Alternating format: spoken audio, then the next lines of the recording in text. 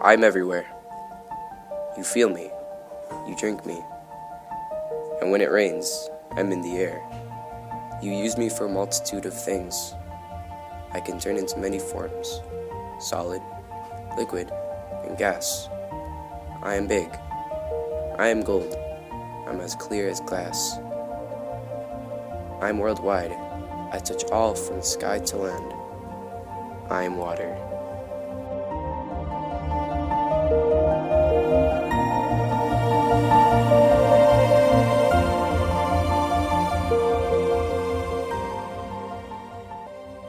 In general, when we think about water pollution, we think about oil, trash, and plastic.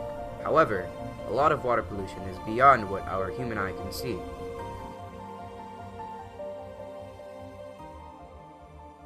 What are these pollutants? To find out more information, we invited some experts on water to come in and form our class.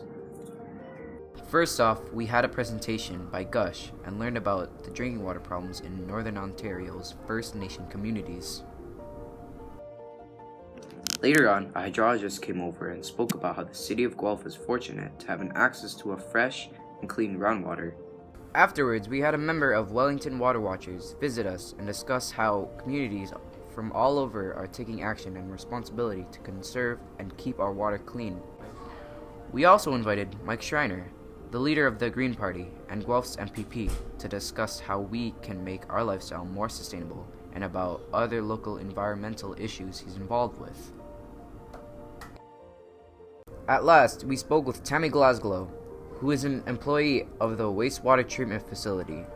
She is responsible for making sure that Guelph's wastewater is properly treated, as the city of Brantford eventually consumes it as their drinking water. This was shocking to hear and perked our interest. We wondered if anyone in Guelph knew that our pollutants go to the Speed River and become somebody's drinking water. We surveyed our school community, and in the end, we found out that less than 10% actually knew where wastewater goes. Our goal is to increase that percentage to over 70%. In order to inform others, we have to find out where our wastewater goes and learn all about its process. The Adventures of Captain Tippy! Hey guys, my name is Captain Tippy, and I'm going on an adventure down the drain. My mission is to spread awareness of wastewater pollution. Let's take a closer look at where our wastewater goes and the process of keeping it clean. So, here we go! Upon arrival, I am transferred to the Archimedes screw.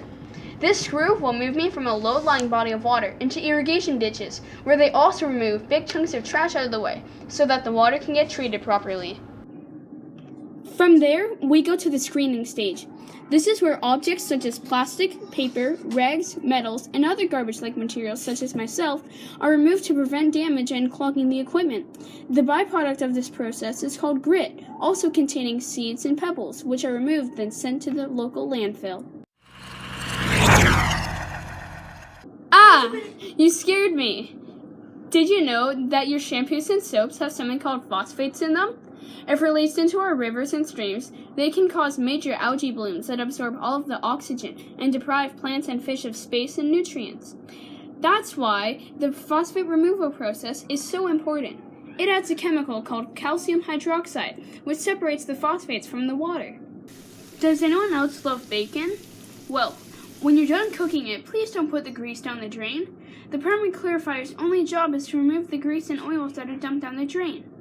During this process, they are skimmed off the top. Root beer floats. I wish. This is the aeration tank.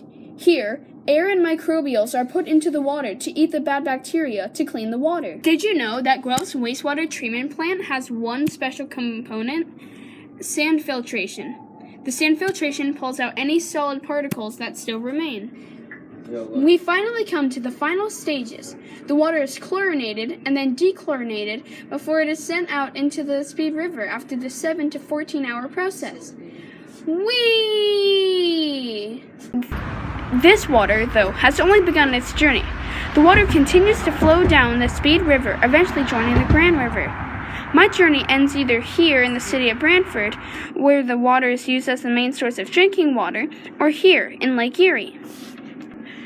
Well, that's the end of this episode on Guelph's wastewater process. Join us next time as we investigate the mystery of hairless cats.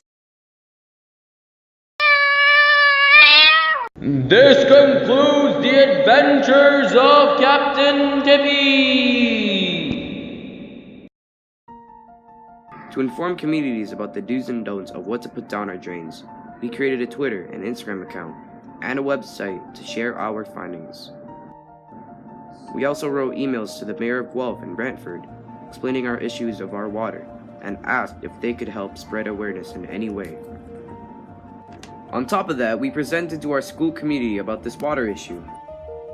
We distributed brochures to local neighborhoods to help inform individual households how they could be contributing to the water pollution in our local Speed River via their wastewater. We gave tips on where substances are commonly put down the drain should go. To show support in our cause, we have asked that they proudly display the attached sticker. We resurveyed the school community upon completing our presentations and door-to-door canvassing. We are proud to present our 80.4% of our community knows what happens to their wastewater. The Ripple Affects Everything is an initiative that represents the need to inform the community that water pollution starts locally, but unintentionally spreads and causes devastating problems to aquatic life and other communities downstream. I'm worldwide. I'm water.